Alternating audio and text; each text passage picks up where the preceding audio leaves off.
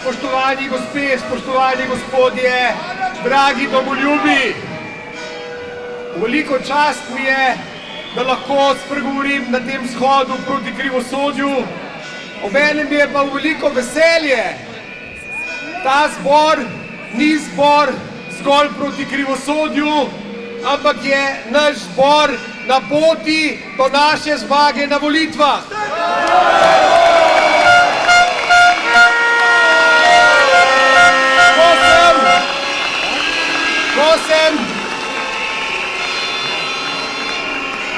Malček, da se bomo slišali. Ko sem prihajal sem bil sila začuden, ko sem tamle zagledal ograje. Verjetno se še spomnite, kaj so nam obljubljali. Da ne bo več ograj v glavah, da ne bo več ograj na mestih, da bomo živeli brez ograj. In spoštovana policija, teh ograj tukaj ni potrebno postavljati. Če so to ograje proti pravosodju, te niso potrebne. Tudi mi vemo, da je mnogo sodnikov poštenih, tudi mi vemo, da mnogo sodnikov sodi tako, kot se zagre. Če pa so to ograje proti krivosodju, pa vam sporočamo, krivosodje bomo izvezali iz njihovih lukenj in jih poslali na smetišče zgodovine.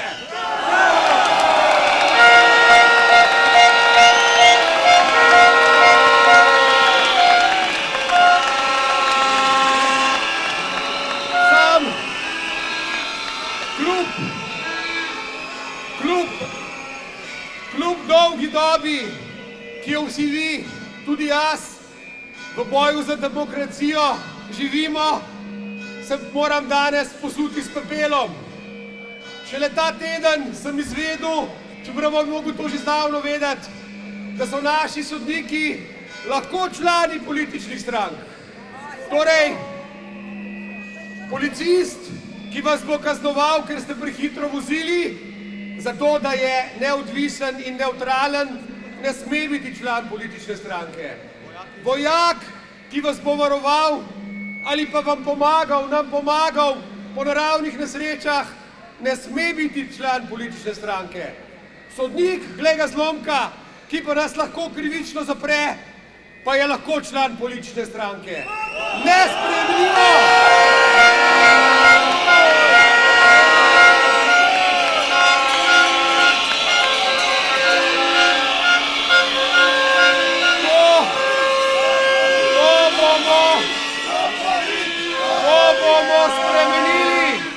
To bomo po volitvah spremenili, ali pa bo, tako kot v Združenih državah Amerike, ko tudi tožilci lahko so člani političnih strank, svojo kredibilnost in svoje mesto zasedajo tako, da jih neposredno izvolijo ljudje, ne pa neki sodni sveti, za katere ne vemo niti, kdo tam sedi.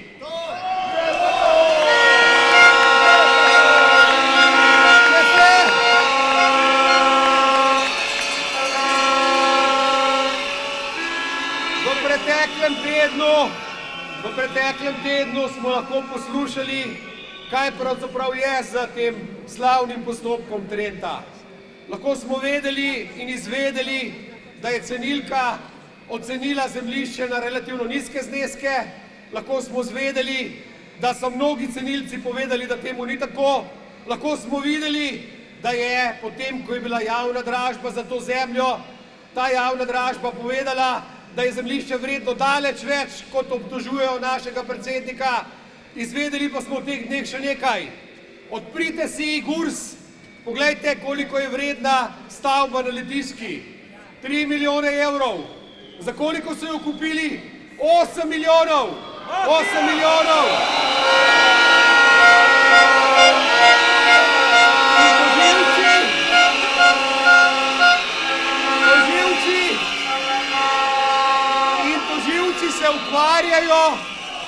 Tožilci se ukvarjajo z zemljiščem neke privatne firme, namesto da bi se ukvarjali s tem, kako kradejo naš davkoplačevalski denar. In Litijska je eksemplaričen primer tega.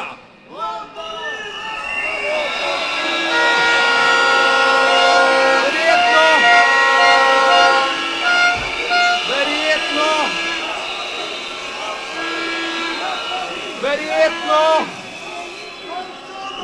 Verjetno se vsi spomnite 10 let nazaj, spomnite se, kako smo protestirali ob prvi sodni farsi, kako ste bili nekateri leta 2012 pred tožilstvom, spomnimo pa se še nečesa. Spomnimo se prijateljev v stečaju. Se spomnite tiste navedbe stečajnih upraviteljev in sodnikov, ki so na veliko kradli denar, ki ga niso zaslužili.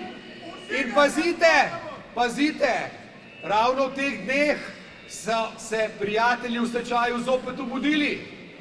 Zakon namreč nalaga, da stečajni upravitelj, ki doseže 70 let, tega ne more več početi. Ampak old boysi, pazite, old boysi so se odločili, da se bodo na to pritožili. Upravno sodišče jim je pritožbo zavrnilo.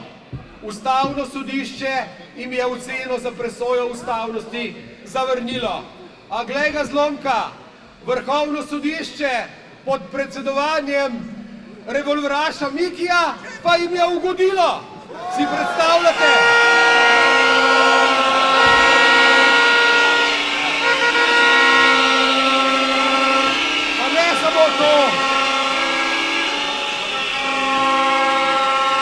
Pa ne samo to.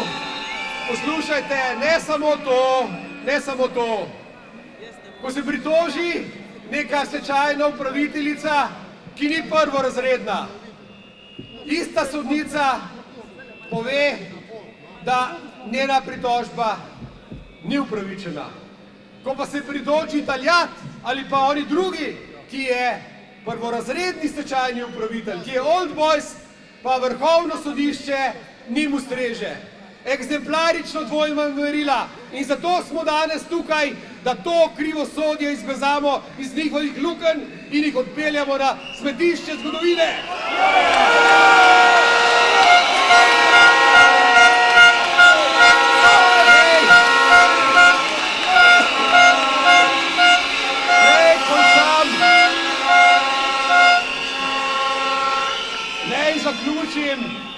Naj zaključim z besedami, ki si jih bom sposodil od našega velikega osamosvojitelja. Ivan Oman je pred 30 in več leti rekel, da gremo na volitve zato, da zmagamo. In jaz vas povem točno to. Na naslednje volitve gremo zato, da zmagamo.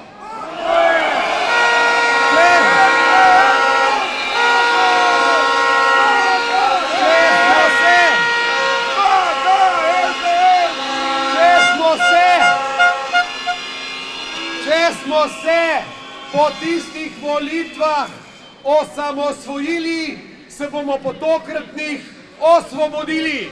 Živela Slovenija!